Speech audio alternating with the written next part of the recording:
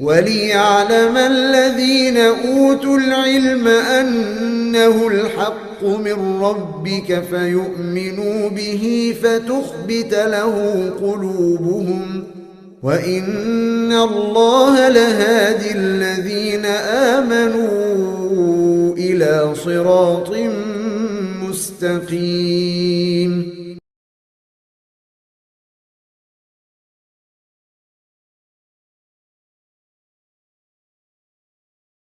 Yang keenam, hidayah itu adalah bayan al-am, penjelasan umum. Ini diambil dari ayat Allah At-Taubah ayat 115. Wa ma kana Allahu liyudilla qauman ba'da idh hadahum hatta yubayyina lahum ma yattaqun. Tidaklah Allah menyesatkan satu kaum ba'da idh hadahum, setelah Allah menunjukkan mereka sampai Allah menjelaskan kepada mereka apa yang mereka mesti perhatikan, apa yang mesti mereka takwakan. Bayan am ini terdiri dari dua, bayanun bil ayat al-masmu'ah al-matluwah, penjelasan ayat-ayat yang didengar dan dibaca. Ada juga ayat itu al-ayah al-mashhudah al-mar'iyah, tanda-tanda keagungan Allah dari sesuatu yang dilihat langsung pakai indera. Dua-duanya adalah merupakan bayan al-am. Yang ketujuh adalah hidayah, inayah, wat taufiq wal ijtiba.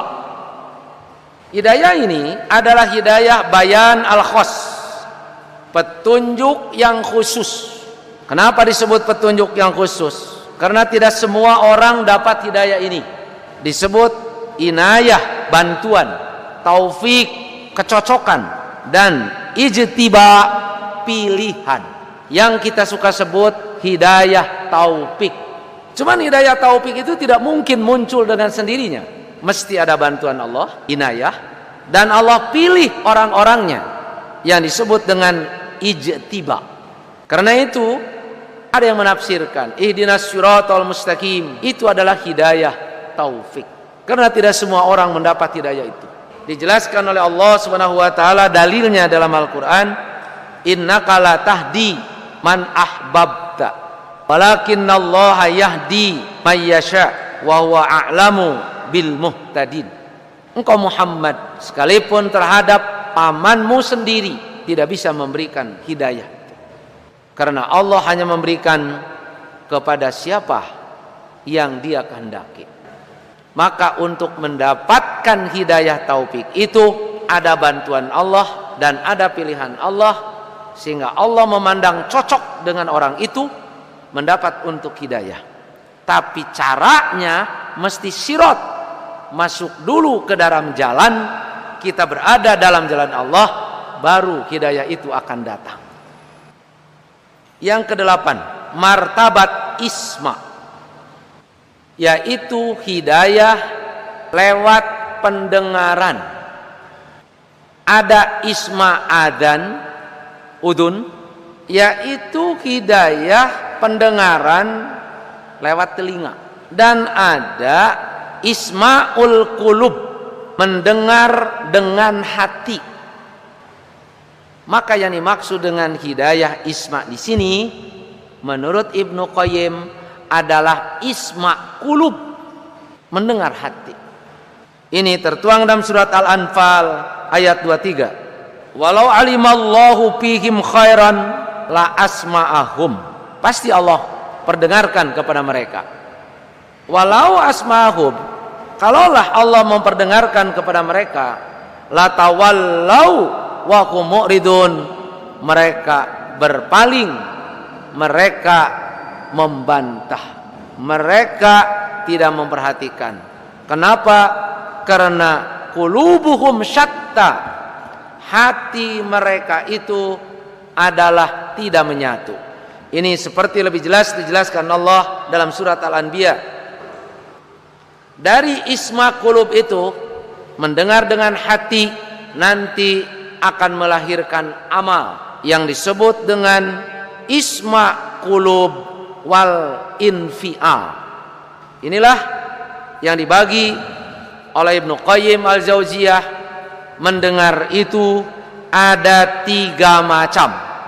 Pertama, sima udun, mendengar dengan telinga. Lalu simaul qalbi, mendengar dengan hati. Yang ketiga, simaul qulub wal ijabah, yaitu mendengar dengan hati dan mengaplikasikan berupa amal. Karenanya Allah sudah mengurutkan dalam ayatnya, wa ja'ala lakumus sam'a, inilah isma, wal absor. Absor itu adalah yang disebut ru'yatul qalbi, penglihatan hati. Wal afidah, sedangkan afidah adalah tafawwudul qalbi, pancaran hati nurani. Ini sebenarnya media-media hidayah, mendengar, hati, lalu infial. Ini sudah masyhur di kalangan ahli pendidikan. Ada istilah kognitif, afektif, psikomotorik. Kognitif sekedar ilmu, itu adalah as-sam'a. Setelah kognitif adalah afektif, ini adalah basor. Psikomotorik adalah afidah, yang harus sampai kepada aplikasi. Karenanya dalam ayat lain Allah menjelaskan, ma kadzaba fuadu ma ra'a. Andai kata orang berjalan hidup di atas fuadnya, dia tidak akan berdusta. Karena fuad itu adalah tafawwudul qalbi, pancaran hati nurani yang dalam. Inilah yang disebut dengan hidayah isma. Tapi yang dimaksud ismaul qulub, apalagi sampai kepada ismaul qulub wal ijabah.